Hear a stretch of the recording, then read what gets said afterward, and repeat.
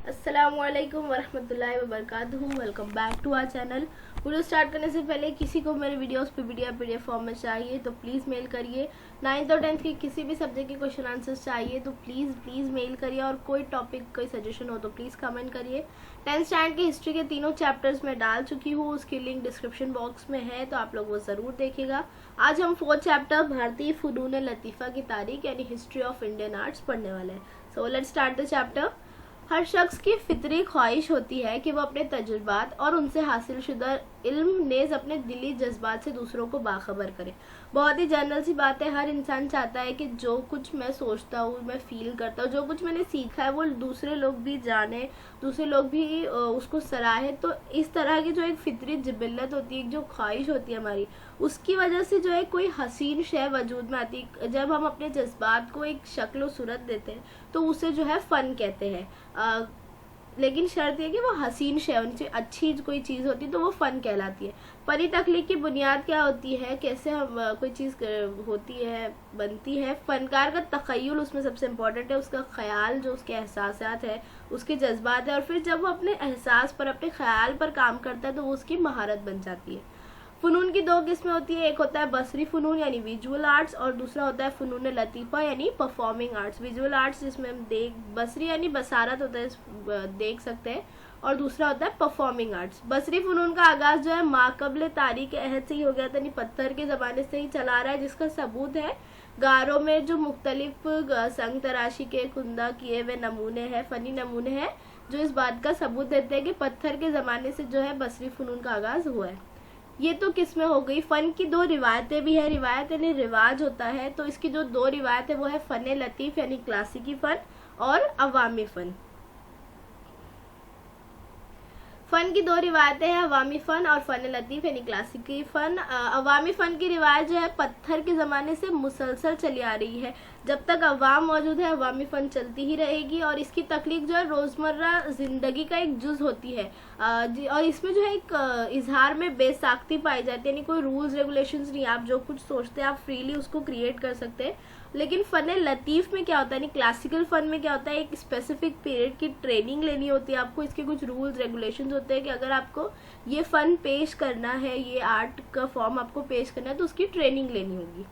अब तर्ज यानी तरीका होता है, फ़न यानी आर्ट आप जानते हैं। तो हर फनकार के फ़न का एक तख्लीक करने का एक अपना तरीका होता है, एक स्टाइल होता है, और यही जो है तर्ज कहलाता है। जब कोई तरीका रिवायत की हैसियत इख्तियार कर जाता है तो उसे मखसूस तर्ज फ़न कहा जाने लगता है। रिवायत की हैसियत यानी फॉर एग्जाम्पल कि पुराने ज़माने में जो है किसी चीज़ को तराश कर एक मूर्ति बनाने का एक ख़ास तरीका होता था, तो वो तरीका नस्ल दर नस्ल चला आ रहा है, और अगर वो तरीका आज भी मौजूद है, चल रहा है, यानी उसने जो है रिवायत की हैसियत इख्तियार कर ली, यानी वो एक रिवाज बन गया है, एक तरीका बना जा रहा है। हर तहजीब में मुख्तलिफ ज़माने के हिसाब से, इलाके के हिसाब से जो अलग अलग फ़न तरक्की पाते हैं, और इस तरह उनके अलग अलग जो है तर्ज, एक स्टाइल वजूद में आता है, और यही जो है फ़नून की तारीख होती है। यहाँ पे जैसे आप देखोगे ड्राइंग्स, तो वो भी एक ड्राइंग ही है लेकिन अलग अलग तरीके से बनाई गई है। अब बसरी फ़नून जिसमें मुसव्वरी और संग तराशी होती है। पहले मुसव्वरी देखेंगे। मुसव्वरी जो है दो आबादी होती है, यानी 2D होती है। इसमें जो है कुदरती मनाजिर, अशिया, इंसान की तस्वीरें, इमारतों के खाके वगैरह अलग अलग किस्म की तस्वीरें जो है बनाई जाती है। मुसव्वरी के लिए वसाइल करते हैं, किन किन चीज़ों पे बना सकते हैं, तो पत्थर की सिलों पर, दीवारों पर, कागज़ है, सूती या रेशमी कपड़े से कैनवस बोलेंगे, मिट्टी के बर्तन और मुख्तलिफ चीज़ों पर जो है मुसव्वरी की जा सकती है। इसकी तारीखी मिसाल क्या है, तो अजंता के गारों में जो बोधि सत्तू पदम पानी की दीवारी तस्वीर है, वो जो है मुसव्वरी की तारीखी मिसाल है। इसके अलावा हिजरी अहद यानी पत्थर के दौर में जो गारों पर मुख्तलिफ तस्वीरें हैं, ये कई मुल्कों में पाई जाती है, जैसे अफ्रीका, फ्रांस, स्पेन, ब्राज़ील और इवन इंडिया में भी पाई जाती है, तो ये भी इसकी मिसाल है। भारत में किन मकामात पर गारों में बनी हुई तस्वीरें मौजूद है, तो मध्य प्रदेश, बिहार, तेलंगाना, कर्नाटक, उत्तरांचल, आंध्र प्रदेश और उत्तर प्रदेश, इन रियासतों में गारों में बनी हुई तस्वीरें आज भी मौजूद है।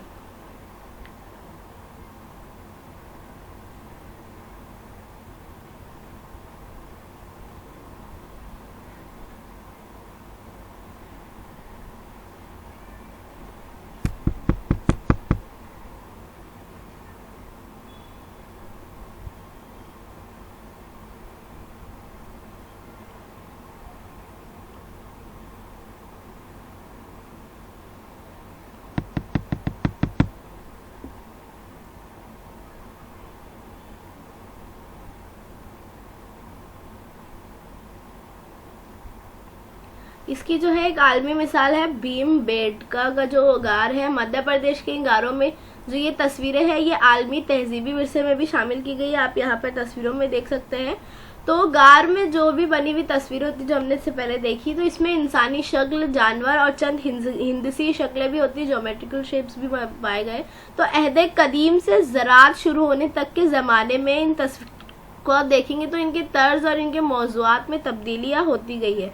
जैसे जैसे वो लोग नए जानवर देखते थे तो उसकी शक्ल बनाते थे, नए नाबातात देखते थे तो वो बनाते थे, नए इंसानी शक्लों के खाके भी बनाने लगे और उनके रंगों के इस्तेमाल में भी फ़र्क है। यानी उन्होंने अपने मतलब जो उनको अपने आसपास दिखता था, मिलता था, उससे वो लोग बनाते थे, वही चीज़ें बनाते थे।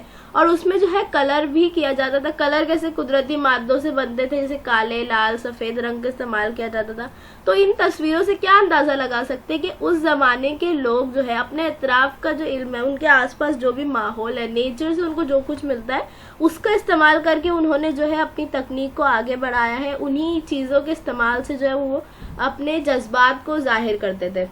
अवामी फ़न मुसव्वरी की रिवायत जो है गारों की तस्वीरों की रिवायत से अपने रिश्ते को भी बयान करती है। आप मुख्तलिफ जगह के गारों को देखेंगे, राजा महाराजाओं का भी एक वहाँ पे एक समाज और सरदार का जो तरीका था वो तस्लीम किया जाता था। तो ये ऐसे अलग अलग चीज़ें आपको वहाँ देखने मिलेगी। इसके अलावा अवामी फ़न मुसव्वरी क्या है, घरों में जब शादी ब्याह त्यौहार होता है उसके मौके पर हम दीवारों पर तस्वीरें बनाते हैं, रंगोली बनाते हैं और तस्वीरों के जरिए जो पुरानी कहानियां बयान की जाती है जिसे चित्रकथा कहते हैं। तो ये सब कुछ जो है अवामी फ़न की रिवायत पे तस्वीर कशी के मुख्तलिफ तरीके हैं। अब क्या आप जानते हैं महाराष्ट्र में वारली तस्वीरों की रिवायत और पिंगुल या चित्रकथी की रिवायत अवामी फ़न मुसव्वरी की नादिर मिसाल है। ये जो अवामी फ़न मुसव्वरी की एक मिसाल है जिसे वारली तस्वीरों की रिवायत या पिंगुल या चित्रकथी भी कहते हैं। इसमें कहानी तस्वीरों के जरिए कहानियां बयान की जाती। तो हमारे ज़िला थाने में, डिस्ट्रिक्ट थाने में वारली फ़न मुसव्वरी को मकबूल बनाने में यानी इसको फेमस करने में जो है एक शख्स है जोया सौम्यांशे, जिन्होंने बहुत ही ज़्यादा फेमस है इस चीज़ के लिए और इन्हें मुल्की और गैर मुल्की कई इनामात हासिल हो सके। 2011 में इन्हें पद्मश्री का भी खिताब मिला था। इसके अलावा ये जान लीजिए 12वीं सदी ईस्वी में चालुक्य राजा सोमेश्वर की एक किताब थी, इसे मानसोलस या अभिलिषि तारत चिंतामणि है नाम उस किताब का। इसमें चित्रकथी रिवायत का जिक्र मिलता है। चित्रकथी क्या होता है, मुख्तलिफ कठपुतलियों और तस्वीरों की मदद से जो है कहानी बयान की जाती है, तो उसे चित्रकथा या चित्रकथी कहते हैं। इसे कोकन के कुडाल के करीब पिंगुली गांव का एक कबीला है, ठाकुर आदिवासी समाज है, जिसने इसे महफूज कर रखा है और इसकी जो है इस रिवायत में तस्वीर कागज पर बनाई जाती है, उनमें कुदरती रंग भरे जाते हैं और एक कहानी को बयान करने के लिए उमूमन 30 से 50 तस्वीर का इस्तेमाल किया जाता है। तो ये जो है नस्ल दर नस्ल चली आ रही जो चित्रकथा की रिवायत है, इसे इस खानदान ने संभाल कर रखा है और जो ये रिवायत है मिटती जा रही है। आजकल ऐसी चीज़ें कहाँ सच में देखने मिलती है, तो इसके लिए हुकूमत और फनकार काम कर रहे हैं। अब लतीफ़ फ़न मुसव्वरी, हमने अवामी फ़न मुसव्वरी देख लिया। अब जो है क्लासिकल फ़न मुसव्वरी, तो कदीम भारतीय अदब में मुख्तलिफ फ़नून के बारे में तमाम पहलू से गौर किया गया और इसमें कुल 64 फ़नून का जिक्र आता है, आप इंटरनेट पर देख सकते हैं। इसमें जो है फ़न मुसव्वरी है, इसे आलेख्यम या आलेख्या विद्या कहते हैं, इसे इल्म खाका निगारी भी बोलते हैं। इसके 6 अहम पहलू है, वर्णिका भंग यानी रंगों का एहतमाम, तनासुब यानी मुतनासिब साख्त और पैमाइश के हिसाब से बनी होनी चाहिए ड्राइंग, रूप भेद यानी उसमें मुख्तलिफ शक्लें होनी चाहिए, हुस्न एहसास है उसने यानी एक फीलिंग आनी चाहिए तस्वीर को देखकर, जज्बात चेहरे से जो है तासुरात का इजहार होना चाहिए, इस तरह आपको ड्राइंग बनानी है, और मुशाबहत यानी हकीकत से करीब तस्वीर होनी चाहिए। तो मुख्तलिफ मजहबी जमातों की मुकद्दस किताबों में, पुरानों और फ़न तामीरात की किताबों में मंदिर की तामीर के ज़मन में तस्वीर कशी और संग तराशी का जिक्र जो है पाया जाता है। अब मखतूतात में मुसग्गर तस्वीर, मुसग्गर यानी छोटी होता है, तो कलमी मसौदों में छोटी जिसामत की तस्वीरों पर ईरानी तर्ज का असर दिखाई देता है। आप यहाँ पर शक्लों में भी देख सकते हैं। तो जुनूब में मुस्लिम हुकूमत की जेर सरपरस्ती में दक्कनी तर्ज की मुसग्गर तस्वीरें बनाई जाने लगी और फिर मुगल शहंशाह अकबर के दौर में ईरानी और भारतीय ड्राइंग्स के जो तरीके होते थे उनको मिलाकर मुगल तर्ज की मुसग्गर तस्वीर कशी का आगाज हुआ, जिसमें छोटी छोटी तस्वीरें होती थी और बहुत बारीक काम किया जाता था इसमें। इसकी मिसालें आप देख सकते हैं। उसके बाद आया यूरोपीय तर्ज मुसव्वरी। जब भारत में ब्रिटिश आए तो उन्होंने अपना कल्चर लेकर आया, जिसे अपनाया भी गया।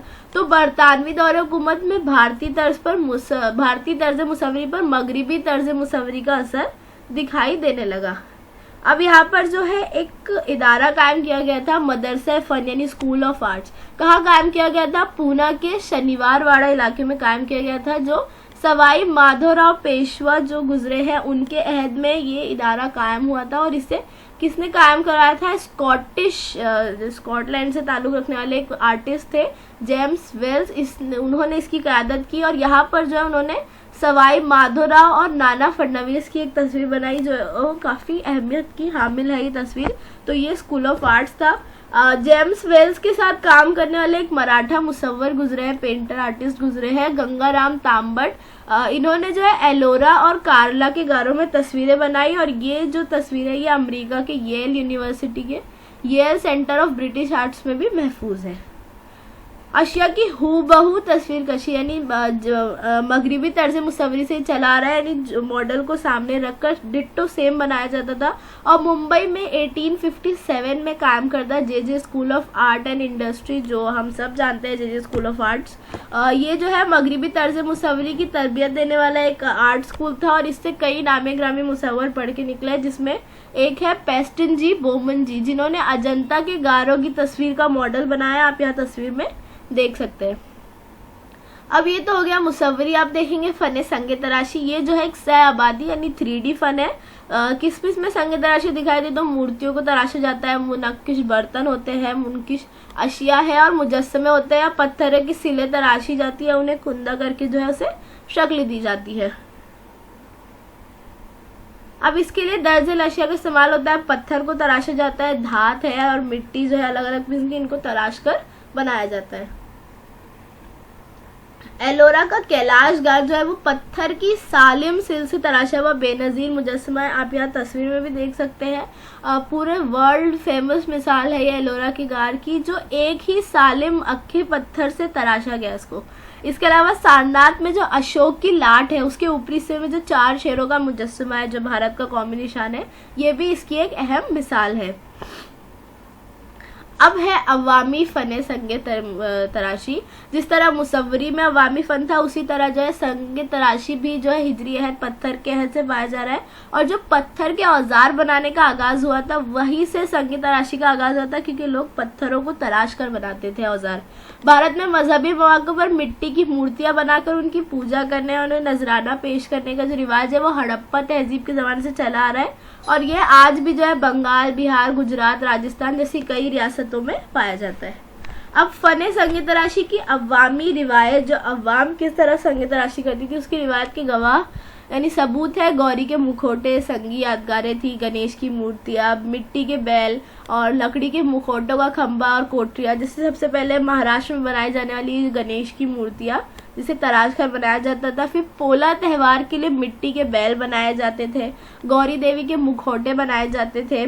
और फिर संगी यादगारें यानी पत्थरों पर अपने आबा अजदाद का नाम और उनकी जन्म और वफात की तारीख वगैरह लिखी जाती थी। आबा अजदाद की याद में कायम की जाने लकड़ी के मुखौटों का खंबा, पिलर्स बनाया जाता था जिसमें आबा अजदाद के कारनामों को बयान किया जाता था। और आदिवासी घर के अनाज रखने की कोठरी, जिसमें अनाज रखकर उन लोग को ही ऊंचे मकाम पर रख देते थे इसे। अब क्लासिकी फन संग तराशी तो हड़प्पा तहजीब की मोहरे, पत्थर और कांसे के मुजस्समे सब 5000 साल या उससे ज्यादा कदीम भारतीय मुजस्समा साजी की रिवायत के गवाह है, जो हमें हड़प्पा और मोहनजोदाड़ो की खुदाई के दौरान हासिल हुए थे। ऐसा समझा जाता है कि मौर्य सम्राट अशोक के अहद में पत्थर के सुतूनों को तराश कर सही मानों में संगी मुजस्समा तैयार करने का आगाज हुआ। यहाँ आप उसकी एग्जाम्पल्स देख सकते हैं, बहुत ही बारीकी से इसे तराशा जाता था। तो यहाँ पर से जो समझा जाता है कि सही संग तराशी का आगाज हुआ है। मध्य प्रदेश में सांची और भारौत का स्तूप जो है वो पहली बार अशोक के ज़माने में तामीर किया गया था।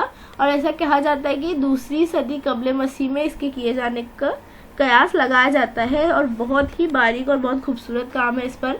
बुद्ध मजहब जो है भारत के बाहर तक दौर फैला हुआ है, जो आप मैप में भी देख सकते हैं यहाँ पर।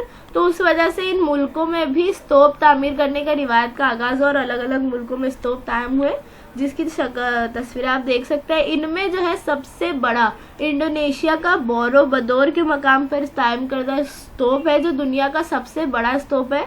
इसे 8वीं या 9वीं सदी में तामीर किया गया था और 1991 में इसे आलमी विरसे का दर्जा दिया गया। आप देख सकते हो बहुत बड़ा और बहुत ही खूबसूरती से ये तराशा गया है। अब भारतीय इल्मे मुजस्समा साजी। तो अफगानिस्तान और उसके आसपास के इलाकों में जो है दूसरी सदी कबले मसीह में फन संगीत तराशी का एक तर्ज वजूद में, एक तरीका वजूद में है जिसे कंधार या गंधार कहते हैं, और इस पर ईरानी और यूनानी असरात दिखाए जाते हैं। आप यहाँ मूर्तियों के पहनावे से और स्टाइल से भी समझ सकते हैं, इस पे ईरानी और यूनानी असरात नजर आते थे। फिर पहली से तीसरी सदी ईस्वी यानी कुशान के अहद में जो है मकामी तर्ज फन यानी जो वहाँ का लोकल तरीका था और कंधार तर्ज जो था, इन दोनों से मिलकर एक नया तरीका वजूद में आया जिसे मथुरा तर्ज कहते हैं, और यही से जो है भारतीय इल्म मुजस्समा साजी की बुनियाद डाली गई। फिर देवी देवताओं की तस्वीरें इस्तेमाल करने का ख्याल भी पहली बार कुशान सिक्कों पर दिखाया जाता है, जहाँ पर सिक्कों पर अलग अलग देवी देवताओं की तस्वीरों को जो है नक्श किया जाता था। फिर गुप्त दौर में हुकूमत में भारतीय इल्म मुजस्समा साजी के उसूल बनाए गए कि इस तरह ये रूल्स और रेगुलेशन से जो है मुजस्समा साजी करनी है। और 9वीं सदी से 13वीं सदी के दरमियान जब चौल राजाओं का दौर था, तब जनूबी भारत में कांसे की मूर्तियां बनाई गई जिसमें नटराज, शिव पार्वती, लक्ष्मी और विष्णु जैसे देवी देवताओं की मूर्तियां बनाई गई थी।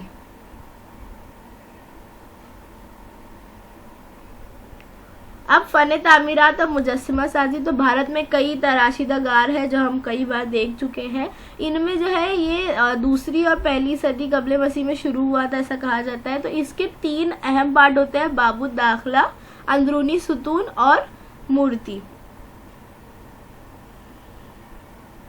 इस तरह जो है 3 अलग अलग पार्ट में डिवाइड किया जाता है। जैसे बाबू दाखला यानी एंट्रेंस होता है जिसे कहते हैं, उसको भी जो है बहुत ही ग्रैंड लेवल पे बारीकी से तराशा जाता है। फिर अंदरूनी सुतून जो अंदर पिलर्स होते हैं उस पर जो अलग अलग कहानियां भी होती है, और मूर्ति जो अलग अलग देवी देवताओं या जानवरों की मूर्तियां तराशी जाती है। इसके अलावा दीवारों और छत में की गई उम्दा तस्वीर कशी के काम भी जो है कई गारों में नजर आते हैं, जो छतों पर ड्राइंग्स की जाती है। और इन सब की सबसे बड़ी मिसाल है एलोरा और अजंता की गार, जिसे 1983 में यूनेस्को ने आलमी विरसे का दर्जा दिया था।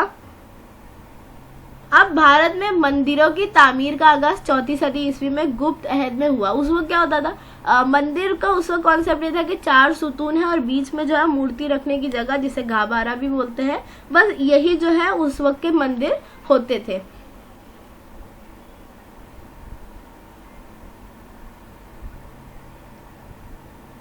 लेकिन आगे चलकर जब हमने एलोरा के कैलाश मंदिर की जो शानदार बनावट देखी, तो उससे यह अंदाजा लगा कि 8वीं सदी ईस्वी तक जो है भारत में मंदिर की तामीर का फन पूरी तरह अपने उरूज पर जा चुका था। और फिर उससे कई टाइप्स अलग अलग देखने में मिली, और इस टाइप्स को जो है कलश यानी ऊपर जो कलश होता है उसकी बुनियाद पर अलग किया जाता है। नागर जो शुमाली भारत में होता है जो अहराम की शक्ल में होगा, और जनूबी भारत में द्राविड़, ये 2 तर्ज नजर आते हैं और इन दोनों से मिलकर एक तरीका बना है जिसे वैसरा कहा जाता है। तो नागर पे आप देख सकते हैं कलश जो है ऊपर ऊपर मतलब चले जाता है, और द्राविड़ में जो है बड़े से छोटे की तरफ जाता है, और वैसर जो है दोनों से मिलकर बना हुआ है।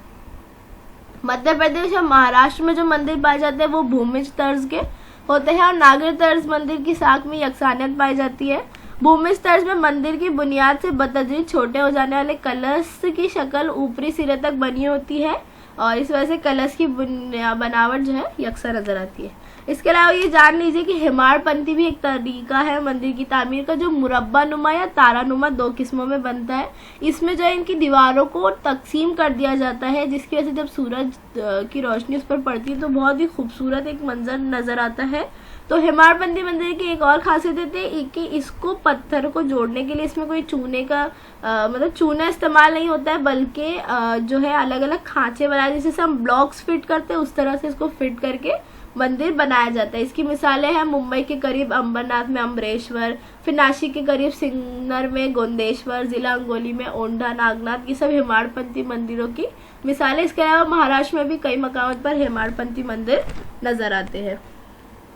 अब अहद वस्ता के भारत में जो मुस्लिम दौर हुकूमत था, इनका तर्ज तामीर जो है वो किस पर बेस है? वस्ती एशियाई, ईरानी, अरबी और माकबले इस्लाम जो तरीका, इन सब से मिलकर जो है भारतीय मुस्लिम दौर का जो है तरीका बना है।